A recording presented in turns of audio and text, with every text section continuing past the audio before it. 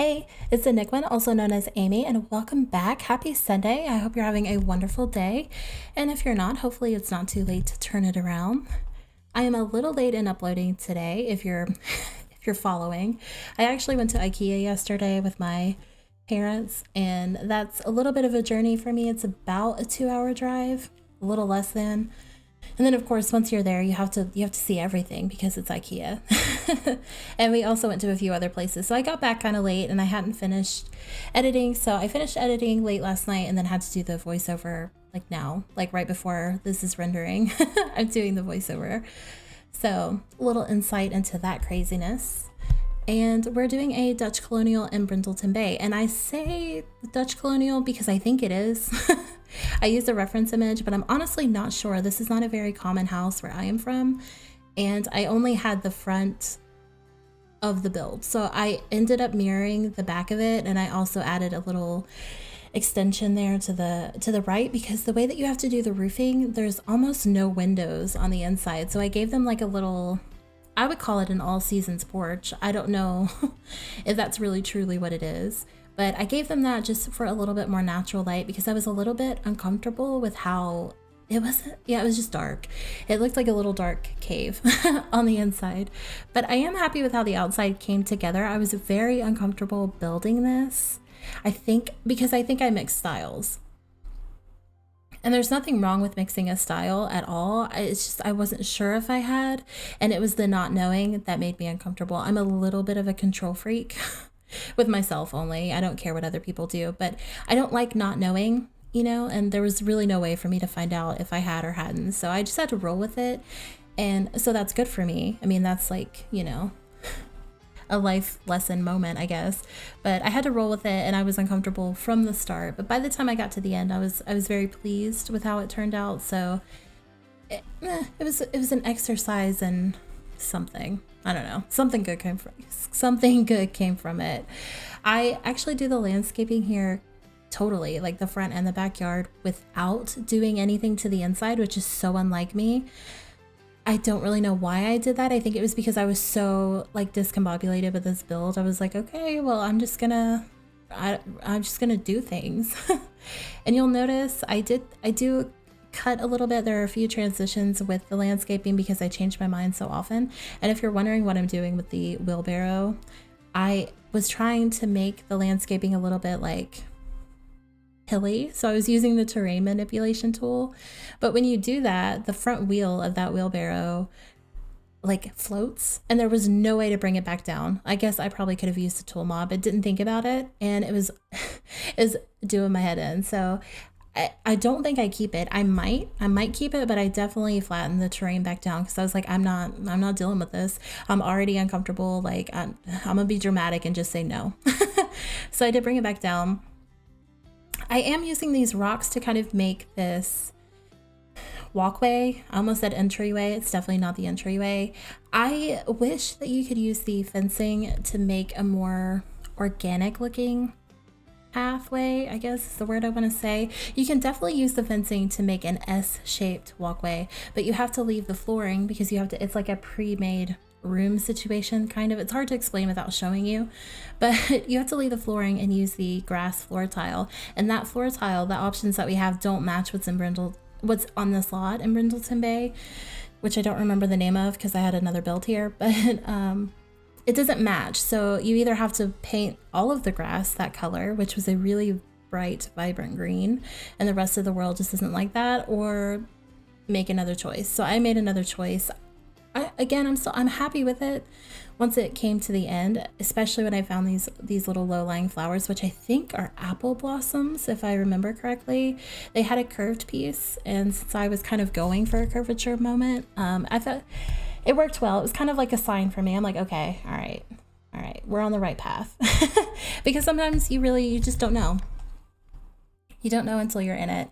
I do add some grass to the wildflowers, and if you couldn't tell, pink was the accent color here. Normally you would not add grass, but it was just a little too barren for me. I needed it to look a little bit more thick with 2 C's, not 3 C's. There's a distinct difference. And then I do swap out that mailbox. I honestly don't know if the mailman can get to that mailbox, but you can definitely still pay your bills and stuff like that. That mailbox was a little too chunky and it had to go. And then I was looking at the proportions. I am gonna fiddle with this tree a little bit more. I do make this a little smaller. It just looked a little too big for the space. I thought I had a little bit more yard space than I did. So I did leave this one in. I know I cut the other one out. Honestly, watching stuff like this is so soothing to me. And it's fun to do, honestly, because it's so repetitive that I left it in. I thought we could all enjoy that little moment. And I did swap out the low-laying plants that were there with the apple blossoms, just to kind of, be consistent. And then I do this little area. I add a little bench. Actually, it's a chair, but it looks like a bench. Yeah, that. I don't really know why. I don't think I would sit in the front yard in like a random obscure part of my yard, but I'm also not from this type of area, so maybe it's like a happening spot. I don't know. And then I did do this. Now, I don't use this fence anywhere else in this build, so it feels a little bit random, but I really wanted to use it so badly, so I did. And I pulled out some debug bushes and stuff, and I kind of layered them together just to kind of give it a little bit of an overgrown appearance. Also, for some reason, those really round bushes are super bulbous and they're taller. And if you size up the longer set, it looked weird. So when in doubt, just layer it. Usually works out for you. I throw in some rocks, and then I do put in this bench, which matches the chair on the other side. And my thought there was maybe she found them at like an antique store or something. I don't know many people that have perfectly matched patio furniture. Now that could just be because of the people I know. I don't know. But I just feel like at least this was my reality. If you bought something that went outside, you bought it when you could afford it, or you bought it when you saw it, and you rarely buy a full set. Again, that could just be my reality. I'm not sure. But I kind of added this little bit to the front here just to give it a little overgrown look. And then I do something I'm really excited about. You'll see it in just a second. I was going to use these pebbles to make a little pathway. And then I was like, okay, let me put the fence down. Let me figure out where my gate's going to be. I do a double gate. I don't think it really matters. Then, yeah, I pull these stones out from the debug menu. Now, I am not super comfortable with the debug menu yet. I don't build with it a lot. I never really did before.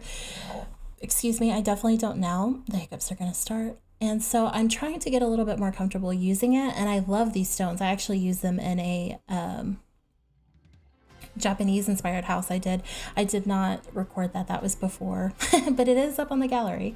And so I'm like, I'm gonna revisit that again. So I pulled them out and I made this little stone path. I guess it would be stone pavers. I'm not really sure of the technical term, but it's so cute. I really like the way it turned out. And then I did layer some terrain paint just to kind of give it the appearance that it's old and not brand new, because I don't think anything in this house is new. I think this is definitely an older home that somebody bought. Speaking of which, I have not talked about the Sims that are going to live here at all. In my brain, this is a single mom with a toddler who is employed somewhere in the education field. Maybe she's a teacher, she could be an admin. I'm not really sure. I didn't make the Sim or give them the job, but she's definitely in that field. So she's kind of, I mean, we all know teachers, right? So she's got this really big, caring personality, very warm, a little bit chaotic, she's not totally, I don't want to say not sane, she's obviously sane, but she's not totally put together. She's just a little bit kind of all over the place. And I think that just comes from having a love of learning. You're interested in so many different things, you really can't be tamed. At least that's my experience with teachers. I used to be one. And if you can hear the dogs barking in the background, I do have 2 little furry roommates, so excuse that. But, oh, she vocal. But yeah, so that's been my experience with teachers. Like I said, I did used to teach, so I have a different perspective, I guess. This backyard isn't anything super outstanding. It's a backyard. I didn't want to go too crazy. I wanted it to be a little bit more realistic, so I did give them a area to eat, and then there is plenty of space for the child to play. I wasn't sure at first if it was a boy or a girl. I think I decided somewhere around here, picking out the slide, that it was going to be a female child. So, but really, I mean, you could change some color swatches or just leave it. It could definitely be for either gender. This was just for the story in my brain, my purposes only. and that sprinkler doesn't stay, it actually ends up going. So this corner, this felt, I don't know why I do this. I always do this to myself. I build up all the corners and then I have this really large, expansive flat plane and I'm like, what am I gonna do? Oh my gosh, I don't know, because I shove everything else to the side. So I went for a sandbox. And I actually do, that fence you just saw me put down is the one that ends up being there in the end, but I was trying to make it a little bit more sandboxy, like realistic. So I went with that one. I just really didn't like it. So I do go back and change it, but I do it off camera. Honestly, I forget that you can build a sandbox for your kids and they can play with it, because I never did that. I never play with that feature. So when I remember, I throw it in because I'm like, yes, so good. It's such a good detail. I do jump into the kitchen. I actually don't finish the kitchen because we'll jump away in just a moment. I was just a little bit unsure of how I was going to lay out this room because it's a little bit of an odd shape and it's open. So this is all going to be kitchen, living, and dining, and it's tiny, it's weird. The doors are in weird spots. So I was like, I don't know. I don't know what I've done to myself. I think I do finish. Yeah, I finished putting up the cabinets and the, what do you call those? Are those the cabinets and the countertops? Yeah. So I did blend the base game and the Parenthood countertops because the wood tones matched, which color me surprised. I didn't expect that. I also use those kind of industrial cabinets on the bottom, and they just, the uppers look so bad. And I'm sorry if any of you like them, but they're ugly. I hate them. They don't match. They don't match. They're tacky and I hate them. So I then jump in and decided to do a laundry room. I also include a vacuum because I do have the Bust to Dust kit. If you don't have that kit, when you download this build, that's the only item that would be missing from it. And if you don't want to play with laundry, the idea for this room is just going to be a mud room. It was going to be decorative only. So it was going to have one of those like little wall trees where you can sit and take your shoes off. I think a shoe rack. I don't know what else I would have included because I didn't actually build it, but that was the initial idea, because it is a small room. It's a 2x2 and there's not really much else you could do with it. You could do a really tiny office if your Sim's not going to get, claustrophobic. But other than that, there's really not much you could do with this space. And I wanted it kind of closed off because I didn't feel like a big open entry was going to be authentic to this home. But like I said, Dutch Colonials are not common here, so I have no idea what the inside would look like. This was all purely from my imagination. And then I do a half bath down here. Now this is, like I said, a single mom living here, so she's on survival mode as far as having a toddler goes. So this is definitely a family bathroom. Like if you enter this home, it's every man for himself. So there's diapers on the back of the toilet. There is a toddler potty. There's probably some toothpaste stuck to the side of the sink because we're, rushing to get out the door in the morning. It's that kind of home. So you just can't be too, persnickety if you're going to visit whoever lives here. Or at least that's my thought. I don't know if any of you go that hard when you think about your Sims, but I do. They have full-on personalities and lives, and apparently they leave toothpaste on the sink. I don't know. I'm just talking at this point. And then I do the entryway. Now there's so many doors here, there wasn't really a need to decorate, but it still felt a little bit empty and I didn't want it to. So I added, the mirror, the umbrella rack, the coat rack, and then these two little plants. That cat is so cute. And then I jump back into the kitchen because at this point I'm like, right, okay, I think I kind of know where I'm going with this now. And I try to use these chairs. I'm trying to throw yellow in here as much as I can, because I like it. I liked it for this build, but those chairs look so uncomfortable. They look like the kind that you sit and you're a little bit questioning like whether or not it's going to hold you up. So I threw in this set, and I like this one a little bit more. It is a little too tall for the table in my opinion, but I think it looks better. So I went with it. And of course there's another high chair. My Sims never use the high chairs, but like for the build, I included it. And then this is the moment where I'm like, oh, a teacher. Yeah. So, she's wacky, she's fun, she's colorful, she's creative. She's got her grandma's casserole dish. She likes coffee, obviously. What teacher doesn't? So all of her things seem a little bit random, a little bit cute. And it's because she's not buying brand new things. Any money she has, she's probably putting into her classroom. So these items are things that were given to her, things that she found secondhand, just, things that she's had for years and years and years and just will continue to have for years because she likes them. She genuinely enjoys the things that she buys. She feels an attachment and she will use them until they can't be used any longer. Am I self-projecting at this point? Probably. I do switch around this door because this is where I realize the TV is going to have to go if I'm going to fit a couch in this room. And this living room is odd, not only because it's like off to the side and kind of a secondhand thought, because I don't really use living rooms in my gameplay. Like, we don't have time to sit and watch a movie. What are you doing? But I blended the paranormal stuff, Tiny Living, that base game update, and is there one other pack? Oh, yeah. Oh, what's that one? The Jungle Adventures. Yeah, so I blended, and Snowy Escape. So I blended a lot of packs, which I think is fine, obviously, but it was, I don't know, it was strange how it all came together, how it all worked. Now I did cut out decorating that shelf a little bit just because I changed it like 4 times and I struggled more than I would like to admit with getting that cat to go up on that shelf. So for self-preservation, I just didn't show it, but I did decorate it. And then I accidentally stopped recording when I decorated the little sunroom, so I just don't have footage of it, and I was a little too lazy to go back and do it again. So just know there's an easel, there's a little block table, and a couch for you to sit out there and just kind of enjoy the view, if you will, or paint. You can work on your creativity skill. And then I jump into the toddler's room. Now you'll see some stuff like that shelf with all those toys just quote unquote appeared. I did have footage of that, but I don't end up keeping it, and I didn't want you to sit and watch me decorate that for me to just delete it later, because one, I was a little bit concerned that the kid wouldn't be able to get in the bed, and two, it just didn't fit what I was trying to accomplish at that point.